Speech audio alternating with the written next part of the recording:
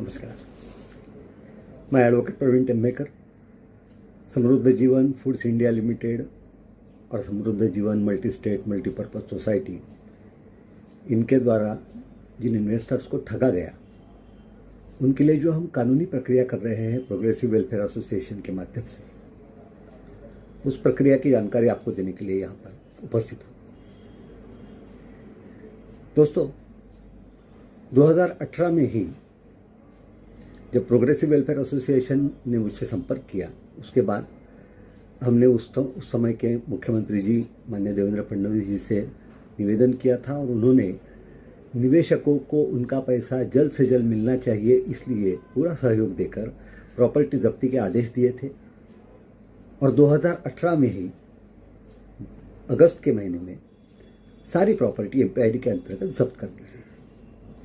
उसके बाद सरकार ने ही कोर्ट में एक एप्लीकेशन लगाया था, जो एमपीआईडी एक्ट के अंतर्गत जरूरी होता है कि हमको इसको बेचकर लोगों के पैसे देने की परमिशन दी जाए।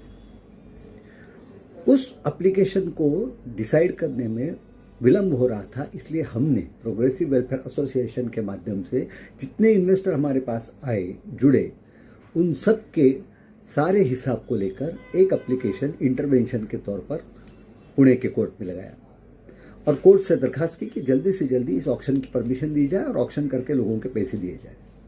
उस पर सुनवाई हुई, आर्ग्यूमेंट्स हुए, सब हुए। सरकार ने अपना रिप्लाई दिया, पुलिस ने भी अपना रिप्लाई दिया। सभी ने यही कहा कि हमको इसको बेच के लोगों को पैसे देने में कोई दिक्कत नहीं, कोर्ट हमको आदेश करे। फिर 20 में कोरोना के 2 साल के बाद कोर्ट में तबादले हुए, जज साहब का तबादला हुआ, सरकारी वकील का भी तबादला हुआ। इन सारे विषयों में डिले होता गया। ये जो विलंब हुआ, इसके कारण लोगों के पैसे मिलने में, ऑक्शन की जो भी प्रक्रिया है पूरी होने में दिक्कत पैदा हो गई। इसलिए अब हमने ऑनरेबल हाईकोर्ट के सामने, माननीय हाईकोर्ट के सामने एक रिट पिटीशन फाइल करके कोर्ट से विनती की है कि इस बात को जल्दी से जल्दी पूरी करके, इस सारी प्रक्रिया को जल्दी से जल्दी खत्म करके लोगों के पैसे जल्दी मिले, इसके लिए जो भी पर्याप्त आदेश है, उपयुक्त आदेश है, वो सरकार को दे, लोअर कोर्ट को दे। इसलिए हमने हाई कोर्ट में भी पिटीशन दाखिल की हुई है। मित्रों, एक बात हम सबको समझनी चाहिए कि जिस तरह से हम पिछले कई सालों से इस चीज़ के लिए लड़ रहे हैं, उससे एक बात निश्चित रूप से मैंने पहले दिन से आपसे कही है कि कानूनी प्रक्रिया से आपके पैसे जरूर मिलेंगे। जिन लोगों ने भी आपके पैसों का गबन किया है, जिन लोगों की वजह से आपके पैसे डूबे हैं, उनकी सारी प्रॉपर्टियाँ जब्त हो चुकी है। इसलिए प्रॉपर्टी बेचकर पैसे देने का जो प्रावधान एमपीआईडी एक्ट के अंतर्गत है, उस प्रावधान के अंतर्गत सबके पैसे मिलेंगे कानूनी प्रक्रिया पूरी होने के बाद। इसलिए एक बात आप ध्यान में रखिए, एक बात आप समझ कर चलिए कि किसी भी सूरत में आपके पैसे डूबने वाले हैं नहीं, पैसे आपके मिलेंगे। इसमें होने वाला जो विलंब है, इसमें होने वाला जो समय लगने वाला है, ये समय लगने की वजह सिर्फ कानूनी प्रक्रिया है, उसके बाद ऑक्शन के लिए लगने वाला समय है। इसलिए मेरी आपसे गुजारिश है, प्रार्थना है, निवेदन है, विनती है कि अपना संयम रखें, इंतज़ार करें, शांति से इंतज़ार करें, क्योंकि पैसे डूबे हैं। अब डूबे हुए पैसे वापस मिलाने में जितना समय प्रक्रिया में लगेगा वो लगेगा। हम किसी दोस्त को उधार देते हैं, उससे भी वापस लेने में समय लगता है। ये तो इतनी बड़ी देश में लाखों लोगों के पैसे डूबे हुए हैं, करोड़ों रुपए। सारी प्रॉपर्टी पूरे देश भर में, पूरे महाराष्ट्र में फैली हुई है, उसको बेचना पड़ेगा, बेचने की प्रक्रिया होगी। इस प्रक्रिया को पूरी होने में समय लगेगा। इसलिए आज किसी भी तरह से हम डर कर, घबरा कर, संदेह जता कर, उछल कर कुछ होने वाला है। जो भी होगा कानूनी प्रक्रिया से होने वाला है। सरकार ने इस विषय में जो करना था वो सरकार ने किया है। सरकार ने प्रॉपर्टी जब्त की है, सरकार ने गिरफ्तारियाँ की है, कई आरोपी जेल में 5-6 साल रहकर आए हैं, अभी अभी बेल मिली है, बेल पर बाहर है, ट्रायल चल रहा है। ट्रायल में उनके ऊपर जो भी कार्रवाई होगी, अगर वो दोषी साबित होते हैं तो सज़ा होगी, अगर वो दोषी नहीं है तो जो भी कोर्ट तय करेगा वो करेगा। इसमें हमसे कोई प्रश्न उपस्थित होता नहीं है। हमारे लिए एक ही बात ज़रूरी है कि हमारे सभी निवेशकों के डूबे हुए पैसे उनको वापस मिलने चाहिए, और इसके लिए हमारी कोशिश जारी है। एक बात हमको ध्यान में रखनी पड़ेगी कि किसी के भी कहने में, बहकावे में आने की ज़रूरत नहीं है। किसने क्या किया, किसने कुछ नहीं किया, इसने कुछ नहीं किया, ये सब बातें आप ध्यान में मत लीजिए, क्योंकि जो भी प्रक्रिया है वो चल रही है।